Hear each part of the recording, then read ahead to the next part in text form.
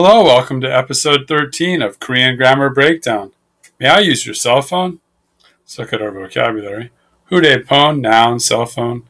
Ul, object particle. Dangshin, pronoun meaning you, formal word. Ui, possessive particle. Sayong hada, verb use, comes from originally from Chinese. Sayong by itself is a noun meaning use. Ado, dueda is a special ending used for either asking for permission or granting permission. May I or you may. Nayo is a question ending.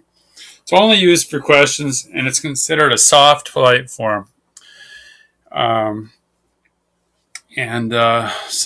there's this ado, when it combines with a hada verb, it becomes yado. It's the same rule as when you're doing an ayo polite ending form. With ha, it's ya. With an verb, ending verb other than hada, it's ado. So it's and so on. It could be those three different kinds, but in grammar books, it's always listed like this. And now here, dueda, and we'll look at the formation of this.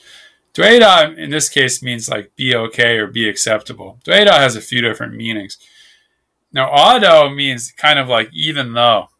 So what you're kind of saying, or even, maybe even if, something like. So what you're kind of saying, even though I want to do this, is it okay?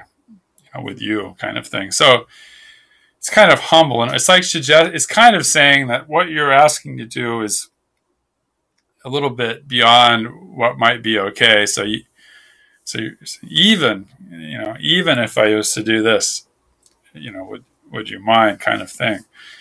It's kind of formulaic. It's that humble or anything, but that's kind of how it originates anyway. And by now you probably have some idea that Korean has a lot of this kind of humble type language, more than I think probably English does anyway.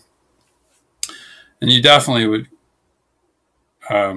translate this to may, where in English you might just say, can I, or do you, something. So it definitely is a little bit, this form is a little on the polite side.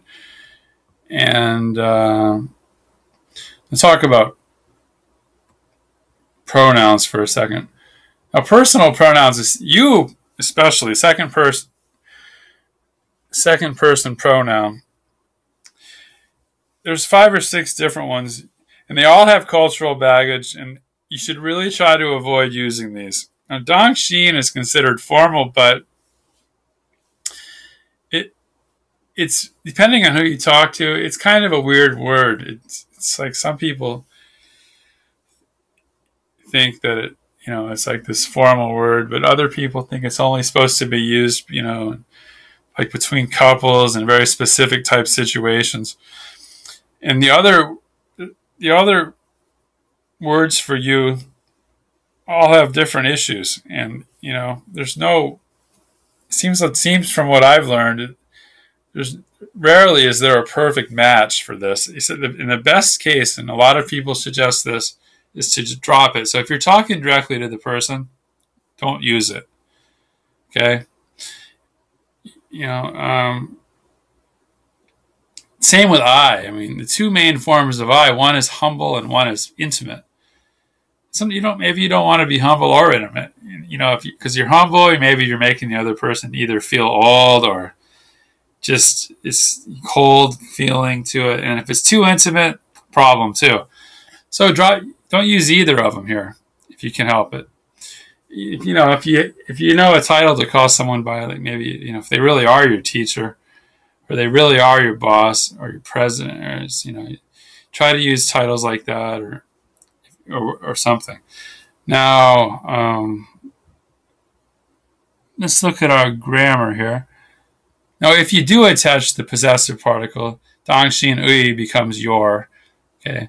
Pon ul sayong ha yado due na yo. Now,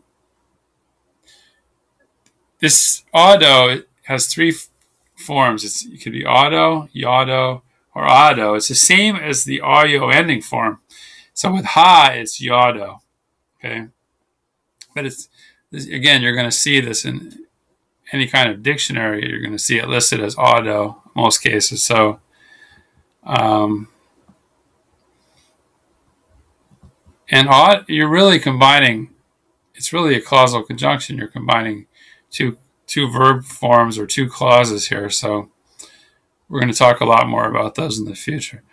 So you drop the da, you have the auto, dwe. You drop the next da, and you have the nayo.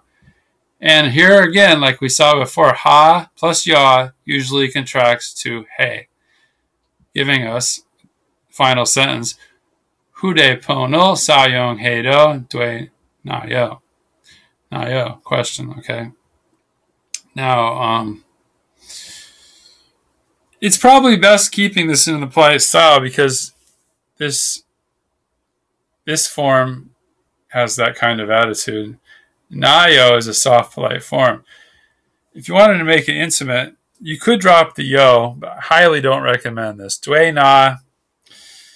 Some books list it as an intimate style. Some people say it is too.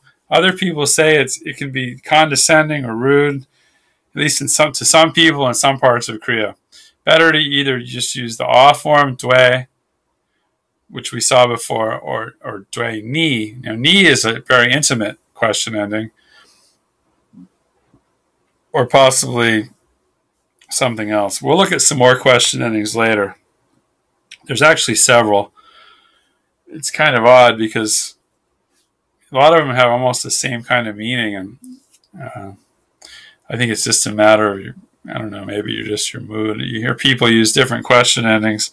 Just seems kind of random to me. Maybe I'm missing, but so anyways, I would just stick with this form here for this kind of situation. You're asking someone a favor. You're keeping it polite and soft, kind of a little soft, a little bit humble sort of thing. And I think that's about it.